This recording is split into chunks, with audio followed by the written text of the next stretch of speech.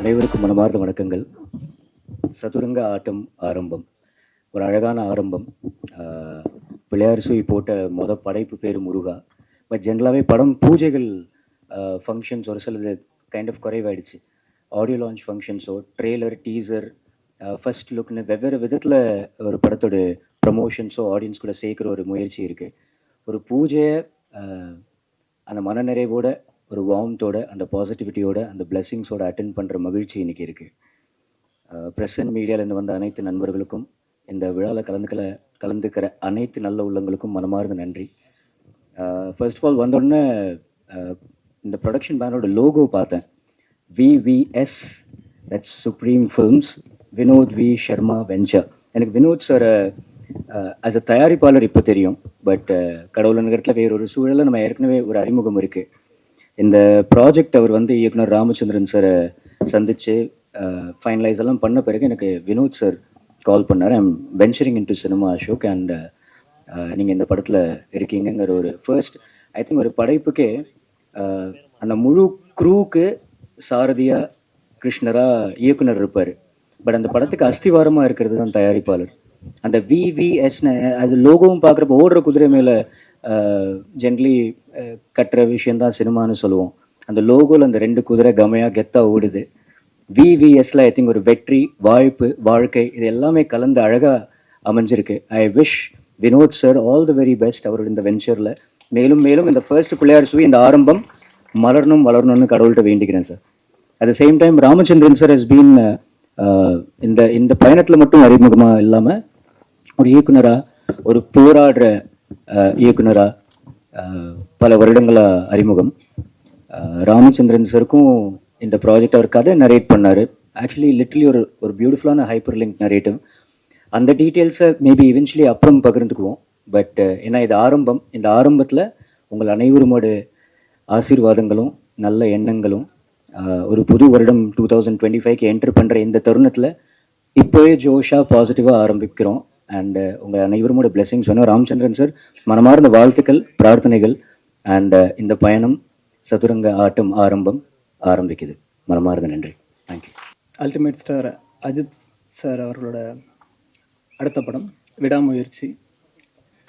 மதிப்பிற்குரிய அண்ணன் மகிழ் திருமேனி அவங்க இயக்கத்தில் இந்த படம் தயாராகிட்டு இருக்கு. அதில் ஒரு வசனம், ஒரு கேப்ஷன் பார்த்துருப்பீங்க டீசரில். எல்லாரும் எல்லாமும் கைவிடும்போது உன்னை நம்பு. இது இன்னைக்கு நல்லாவே ட்ரெண்டிங்காக இருக்குது.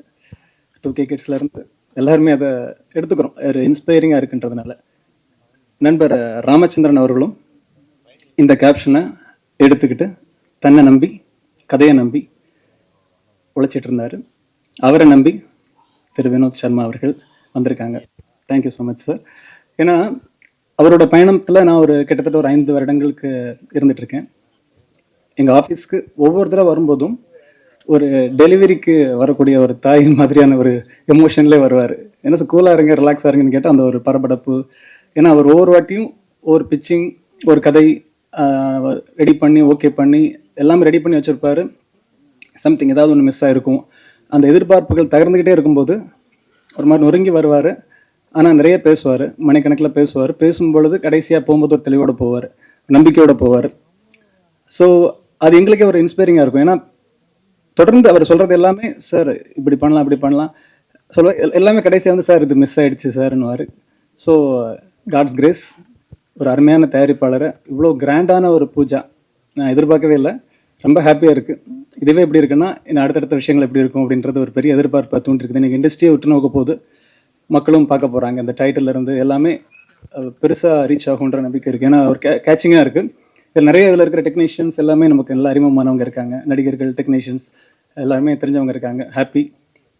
ஸோ இவரோட அந்த முயற்சி 100% வெற்றி அடையணும். அதுக்கு எங்களோட சப்போர்ட் இருக்கும். ஏன்னா நாங்கள் டிஸ்ட்ரிபியூஷன் பாயிண்ட் ஆஃப் வியூவில் எப்போவுமே எங்ககிட்ட வரக்கூடிய படங்களில் முதல்லே வாங்கன்னு சொல்லுவோம். முடிச்சுட்டு ஆவரேஜாக ஒரு கண்டென்ட் கொண்டு வரும்போது அதை மார்க்கெட்டிங் பண்ணுறதுக்கோ அதை எப்படி மேக் ஓவர் பண்ணுறதுக்கு நிறைய சிரமங்கள் இருக்கும். பட் இப்போது இனிஷியல் ஸ்டேஜ் அவர் இந்த ப்ராஜெக்ட் ஸ்டார்ட் பண்ணுறதுக்கு முன்னாடி, கமிட் ஆகிறதுக்கு முன்னாடி இருந்து அப்பப்போ இன்புட்ஸ் கேட்டுகிட்டே இருப்பார். யார் கமிட் பண்ணலாம், என்ன இன்க்ரீடியன்ஸ் உள்ளே இருக்கணும் அப்படின்ற மாதிரி. ஸோ டெஃபினட்டாக இது ஒரு ஃபைன் டியூன் பண்ணி ஒரு ஷோர் ஷாட் ஹிட் பண்ணுறதுக்கான எல்லா அம்சங்களும் இதில் உள்ளே இருக்கும்னு நான் நம்புகிறேன். அவர் சொன்ன விஷயங்களை கரெக்டாக எக்ஸிக்யூட் பண்ண வாய்ப்பு இருந்ததுன்னா டெஃபினட்டாக இது அடுத்த வருஷத்தில் ஒரு சொல்லிக்கிற மாதிரியான ஒரு படமாகவும், ப்ரொடியூசருக்கு லாபம் ஏற்ற படமாகவும், எல்லாருக்கும் இந்த டெக்னீஷியன்ஸ் அண்ட் ஆர்டிஸ்ட் எல்லாருக்குமே ஒரு நல்ல பேர் கொடுக்குற படமாகவும், திரு ராமச்சந்திரன் அவர்களுக்கு அடுத்த வாய்ப்பு உடனடியாக கொடுக்குற படமாகவும் அமையும். அதில் எங்களோட சப்போர்ட் எப்பவுமே இருக்கும். Thank you so much. எல்லாருக்கும் வணக்கம். என் பேர் சோனியா. ஸோ இந்த படத்தில் எனக்கு வாய்ப்பு கொடுத்த ராம் சாருக்கு ஃபஸ்ட்டு ரொம்ப தேங்க்ஸ். அண்ட் தென் அதனால எனக்கு வினோத் சார் தெரியும். பிகாஸ் எனக்கு இந்த வினோத் சார் இந்த படம் ப்ரொடக்ஷன் பண்ணுறதுக்கு முன்னாடிலேருந்தே ராம் சார் செலக்ட் பண்ணி நீங்கள் தான் பண்ணணும், உங்களுக்கு இந்த கேரக்டர் ரொம்ப நல்லாயிருக்கும், ஆப்டாக இருக்கும், ஸோ நீங்கள் தான் பண்ணி ஆகணும் அப்படின்னு சொன்னார். ஸோ 3 days பேக் எனக்கு கால் பண்ணி இந்த மாதிரி போஸ்டர் அனுப்பி ஃப்ரைடே வச்சுருக்கிறோம், நீங்கள் வந்தே ஆகணும் பூஜைக்கு அப்படின்னு சொன்னாங்க. ஸோ ராம் சாரோட ஒரே வார்த்தைக்காக நான் கிளம்பி வந்தேன். ஸோ இங்கே எங்கள் படத்துக்காக வாழ்த்த வந்திருக்கும் எல்லா நல்ல உள்ளங்களுக்கும் நன்றி. எங்களோட இந்த படம் ஸ்டார்டிங் நெக்ஸ்ட்டு சக்ஸஸாக வரும்போதும் எல்லாரையும் திரும்ப மீட் பண்ணுவோம். Thank you. Very good day. So இது ரொம்ப last minute and thank you for the press எங்களுக்காக லாஸ்ட் மினிட்ல வந்ததுக்கு. And I am so thankful to the whole team and I am so grateful to be a part of this team. And thank you DOP Danny sir and director Ram sir. கொஞ்சம் last மினிட்ன்றனால நர்வஸாக இருக்குது, உங்களுக்கும் எப்படி இருக்குன்னு தெரில, but I am so thankful for it. Happy to be a part of this team. Thank you. அனைவருக்கும் வணக்கம். நான் கொஞ்சம் சீக்கிரமாக சொல்லிட்டு போகலான்னு தான் டைரக்டர்கிட்ட வந்தேன். சரி கூப்பிட்டுருவாங்கன்னு பார்த்தேன், கடைசி வரைக்கும் கூப்பிடல. சரி அப்படியே ஃபோன் வந்த மாதிரி நடிச்சிங்கன்னா வெளில போயிடலாமான்னு பார்த்தேன். கரெக்டாக அந்த நேரம் தான் கூப்பிட்டாங்க. நம்ம ஜிம் கேரி சொன்னார் சினிமா வாழ்க்கை லைஃப் பற்றி. சினிமாங்கிறது இந்த மைக் மாதிரி தான். ஹைட்டாக பேசிட்டு போகிறவங்களுக்கு அப்படி ஹைட்டாக இருக்கும், அதுக்கப்புறம் கொள்ளுமாக வரவங்களுக்கு அப்படி கொஞ்சம் கொள்ளுமாக இறக்கி அவங்கள அட்ஜஸ்ட் பண்ணிப்பாங்க. அதுதான் சினிமா. அப்படி இல்லாதவங்க ஹைட்டாக இருந்ததுன்னு வச்சிங்களேன், பக்கத்தில் இருக்கிறவங்க என்ன பண்ணுவாங்க, அப்படி இறக்கி விடுவாங்க மைக்கை. அதுதான் டைரக்டர். இந்த படத்துக்கு அவருக்கு ஒரு உதாரணமாக ஏதாவது பேசணுங்கிறதுக்காக ஒரு விஷயத்தை பேசி அட்ஜஸ்ட் பண்ணி அப்படியே கிளம்புற விஷயந்தான், வேறு ஒன்றும் இல்லை. இந்த டைரக்டர் ராமச்சந்திர சாரை பற்றி சொல்லணும்னா, ஒரு 2 வருஷத்துக்கு முன்னாடி யூஎஸ்ஏல நிதிஷன் என்னுடைய ஃப்ரெண்டு ஃபோன் பண்ணி இந்த மாதிரி டைரக்டர் ராமச்சந்திரன் ஒரு படம் பண்ணுறாரு, நான் கொஞ்சம் ஹெல்ப் பண்ணுங்க அவருக்கு ஸ்கிரிப்ட் சைடில் இதெல்லாம்னு. எனக்கு கொஞ்சம் அப்போது ஒர்க்கு இல்லை, கம்மியாக தான் இருந்தது. அதனால் சரி ஓகேன்ட்டு 2-3 தடவை ஃபோன் பண்ணேன். ஃபஸ்ட்டு நல்லா பேசினார், அதுக்கப்புறம் ரெஸ்பான்சிபிள் இல்லை. சரி நம்மளை பற்றி தெரிஞ்சிச்சு போல இருக்கு அப்படின்னு சொல்லிட்டு விட்டார். அப்படின்னு நானும் கம்முன்னு விட்டேன். அதுக்கப்புறம் அவனுக்கு ஃபோன் பண்ணி என்ன நீ அவ்வளோ அவர் கண்டுக்குமான்றாரு அப்படி இப்படின்னு பேசலான்னு பார்த்தேன். சரி ஓகே விட்டுரு, இதெல்லாம் இது மாதிரி நிறைய கடந்து வந்துட்டோம் அப்படின்னு சொல்லிட்டு இது விட்டாச்சு. சமீபத்தில் ஒரு ஃபேஸ்புக்கில் இவருடைய இதில் ஒரு இந்த மாதிரி பூஜை ஆரம்பம் அப்படின்னாரு. சரி ஓகே அப்படின்னு சொல்லிட்டு அதையும் கடந்து போயிட்டேன். அதுக்கப்புறம் பார்த்தீங்கன்னா ஒரு 2 நாளைக்கு முன்னாடி எனக்கு ஃபோன் பண்ணி, நான் நீங்கள் இந்த படத்தில் இந்த மாதிரி ஒரு கேரக்டரு, உங்களுக்கு சாங் இருக்குது அது இருக்குதுன்னு பயங்கரமாக இது பண்ணி பூஸ்ட் பண்ணி பேசிகிட்டே இருந்தார். எனக்கு செம ஆச்சரியம். எனக்கு என்னடா இது டக்குன்னு அப்போலாம் ஒன்றுமே கண்டுக்கல, இப்போ இவ்வளோ பூஸ்ட் பண்ணுறாரு. நைட்டு 2 மணிக்கெல்லாம் எனக்கு வாய்ஸ் மெசேஜ் அனுப்பிச்சிருக்காரு நேற்று நைட்டு. அப்போ தான் தெரிஞ்சுது ஒரு படம் 2 வருஷத்துக்கு முன்னாடி ட்ரை பண்ணி அதுக்கப்புறம் அதை கடந்து ஒரு ப்ரொடியூசர் கிடச்சி ஒரு படத்தை ஏற்படுத்தி அதுக்கப்புறம் தான் நம்மளை கூப்பிடணுங்கிற ஒரு மைண்ட் செட்டுக்குள்ளே இருக்கும் போதோ நம்மளை எவ்வளோ இம்பார்ட்டண்ட்டாக நினச்சிருக்கிறாரு. கண்டிப்பாக இந்த இது போய் ஆகணும் அப்படின்னு சொல்லிட்டு தான் நான் வந்தேன். ஏன்னா இன்றைக்கி எல்லாருடைய இயக்குநர்களுடைய இதுவே சதுரங்க இது மாதிரி தான், ஆட்டம் தான். ஒரு ப்ரொடியூசர் கிடச்சி ஒரு படம் பண்ணுறதுங்கிறது மிகப்பெரிய கஷ்டமான சூழ்நிலை. ஏன்னா எனக்கு இடையில ஒரு 10 வருஷம் கேப் வந்தது.